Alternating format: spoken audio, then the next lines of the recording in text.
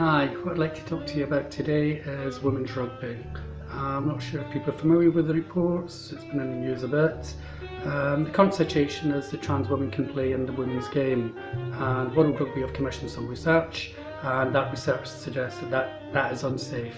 That if trans women are playing against biological women, then the risk of injury for biological women is increased to the extent that World Rugby are going to sort of say we're not going to allow that anymore, and trans women are no longer going to be able to play in the women's game.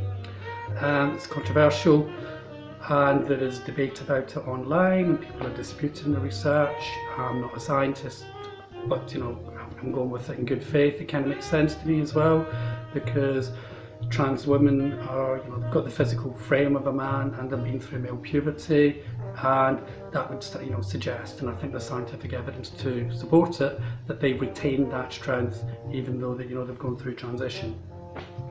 And that's kind of where I am with it. If people sort of saying to me that something is unsafe, I tend to think that wins the argument.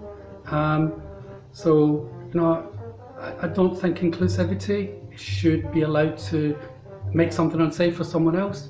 I wouldn't feel comfortable, and I'm sure most people wouldn't feel comfortable saying to someone who could end up in a wheelchair, and that does happen to people who play rugby, that's the price worth paying for inclusivity. I just don't see that as acceptable. There's always mismatches in rugby. I mean, it's the game for like small guys against big guys, but it's guys against guys. When you introduce women into it, then the mismatch just becomes, too big to bridge, basically. There's a little clip on doing the rounds on Twitter that shows you a woman running towards a man and a man tackling her full force, and he absolutely flattens her. And he's not a massive guy. I mean, he's an athlete, but he's not massive, and he absolutely creams her.